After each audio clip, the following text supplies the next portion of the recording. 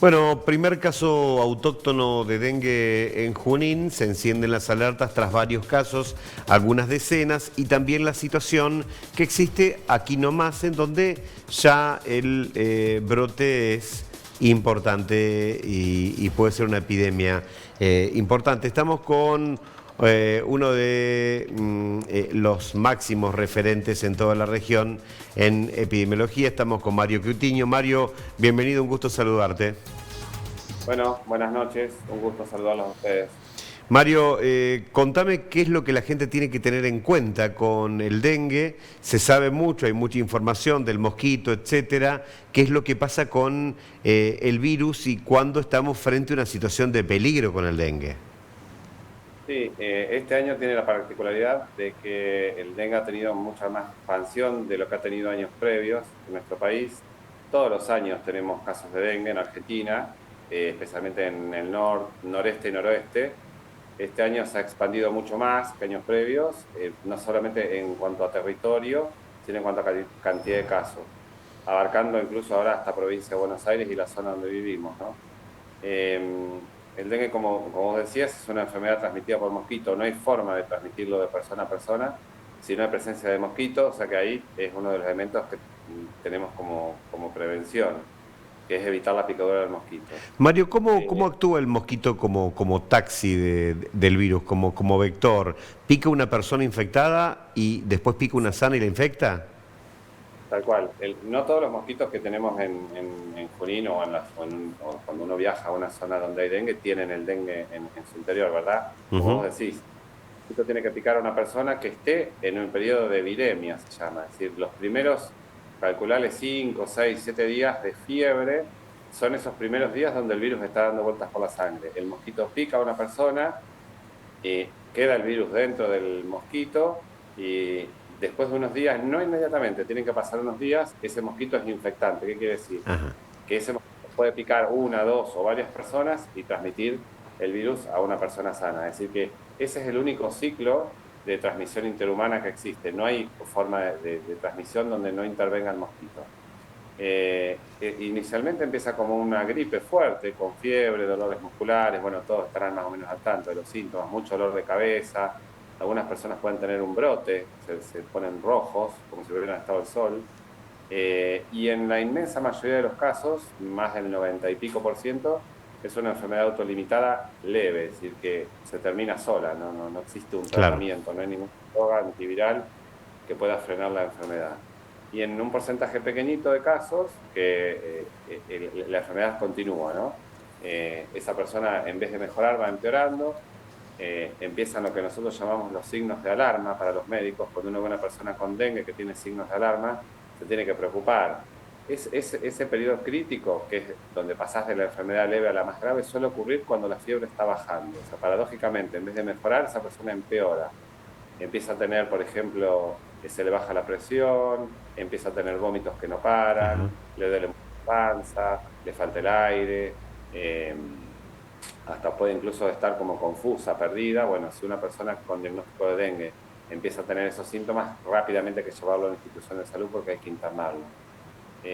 Es eso que yo te digo, que se llaman los signos de alarma, ocurre en un porcentaje muy bajito de casos. La mayoría de la gente recupera, ya después de los 7 días la fiebre se va y la persona vuelve a una vida normal. La mortalidad es baja, o sea, la probabilidad de morir de dengue es muy baja. ¿Y qué es lo que pasa con las reinfecciones? Bueno, esa es una cuestión que sabemos que tiene relevancia a la hora del dengue grave. Existen 4 tipos de dengue que se llaman dengue uno, 2, 3 y 4, y uno puede tener dengue 4 veces en la vida, ¿verdad? O sea, si yo tengo dengue uno este año, supongamos, y el año que viene o más adelante tengo otro dengue, para el uno yo ya quedo inmunizado, pero puedo tener dengue por los otros serotipos.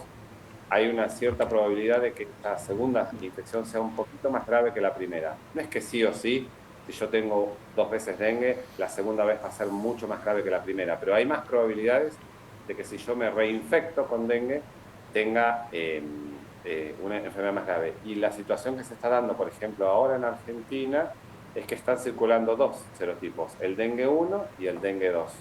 Entonces, si existe una persona que ha tenido en años previos dengue por un dengue que no sea uno o dos, hayan sido el 3 o el 4 y ahora se infecta, puede haber, no quiere decir que sea necesariamente va a tener un dengue más grave, pero puede tener un caso un poco más grave si se reinfecta con un serotipo distinto al anterior que tuvo, ¿no? Eh, Bien, para tener en cuenta esas pautas de alarma, porque probablemente se puede haber infectado dengue y no haberse enterado, ¿no? Por haberlo vivido como una enfermedad leve y en la reinfección ya presentar esas pautas de alarma, que hay que tenerlas en cuenta. Es verdad, porque no todas las personas hacen, de hecho existen muchos casos de dengue que son asintomáticos, es decir, la persona prácticamente no tiene síntomas o síntomas muy leves que ni siquiera contagia, perdóname, ni siquiera consulta, Ujú. porque por ahí tiene un poco de fiebre, se siente mal un par de días, pero como la fiebre se le fue, pensó que era una gripe y no hizo nada. Si querés, la pauta que tiene que o hacernos pensar en dengue, a diferencia de la gripe o de COVID, es una persona que tiene fiebre, que le duelen los músculos, le duele la cabeza, pero no tiene síntomas de la vía aérea. Los síntomas de la vía Claro. aérea para nosotros son la tos, el moco, el dolor de garganta, es decir, que los que tienen gripe o COVID van a tener algún síntoma respiratorio, porque la fiebre y el dolor muscular los van a tener todos. Pero lo que a uno le llama la atención para el dengue o tiene que pensar en dengue es la persona que te viene a consultar con fiebre y no tiene moco, no tiene tos, no tiene dolor de garganta, y esa persona entonces sí puede ser que tenga un dengue.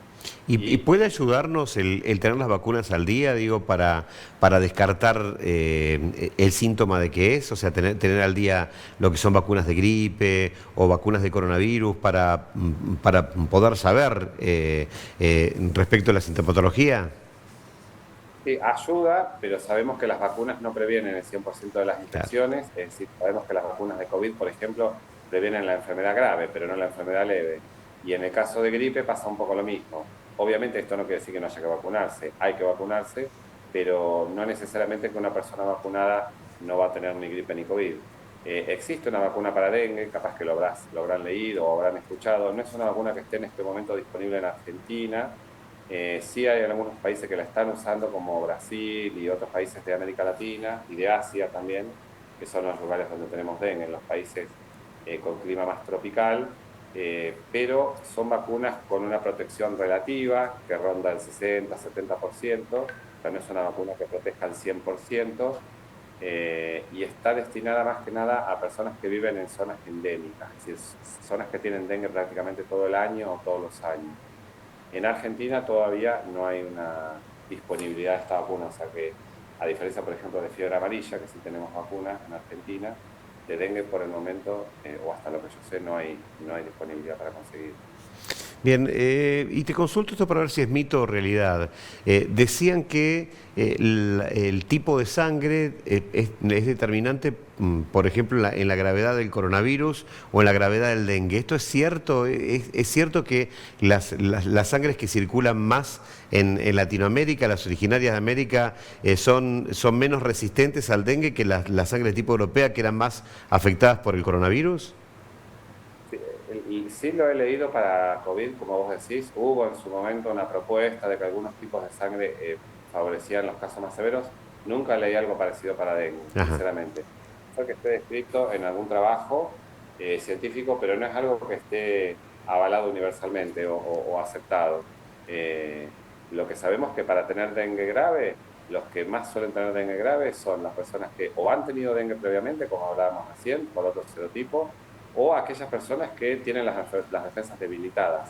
Por ejemplo, los ancianos, las personas trasplantadas, las personas con cáncer, es decir, que tienen un sistema inmunológico debilitado y eso hace que puedan padecer dengue grave, así como pueden padecer cualquier otro tipo de enfermedad más grave, Con ¿no? gravedad. Porque si tienen, pueden tener un COVID más grave, o si tienen una neumonía, van a tener una neumonía más grave.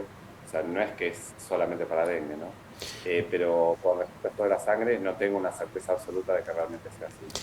Bueno, y una última, los huevos que deposita el mosquito, ¿también quedan con esa infección? ¿Los del mosquito infectado? ¿Cuánto tiempo dura? Esto para poner en cabeza de la gente lo importante que es para prevenir el año que viene también. Exactamente, porque la prevención del dengue no se basa en este caso en vacuna, porque no tenemos en Argentina, sino que se basa en la eliminación del vector, que es el mosquito. O sea, obviamente en las casas de tener mosquiteros y eliminar los reservorios, que son los lugares de agua estancada. Donde haya agua que queda estancada, ahí es donde se donde el huevo, digamos, puede pasar a la larva y la larva al adulto. Entonces, todo lo que sean recipientes que quedan con agua estancada, el agua en movimiento se supone que no, pero todo lo que es agua estancada en las macetas del tarro, en el que uno tenga en el patio o arriba de los techos, baldes de agua que quedan llenos y no se cambia el agua, ahí es donde está el reservorio del mosquito. Por eso siempre se habla de hacer el descacharrado, es decir, sacar todo lo que pueda juntar agua en el patio de nuestras casas o en el campo donde uno esté, porque sabemos que ese es el lugar donde se van a criar los mosquitos. Y es cierto lo que vos decís, uno dice, bueno, ahora viene el invierno, vienen las heladas, se va el mosquito, pero los huevos sobreviven de una temporada a la otra. Entonces, en la primavera o en el verano, cuando vuelve el calor, vuelven a aparecer los mosquitos. Entonces, la eliminación de estos recipientes en los cementerios, por ejemplo, los floreros de los cementerios, o todo lo que va quedando con agua estancada, eso favorece que de una temporada a la otra volvamos a tener mosquitos, y si volvemos a tener mosquitos en la temporada próxima, probablemente volvamos a tener dengue. Es decir, que no hay otra forma de evitar la enfermedad que no sea limitando el control del vector, que es el mosquito. Si seguimos teniendo mosquitos, es probable que todos los años sigamos teniendo dengue.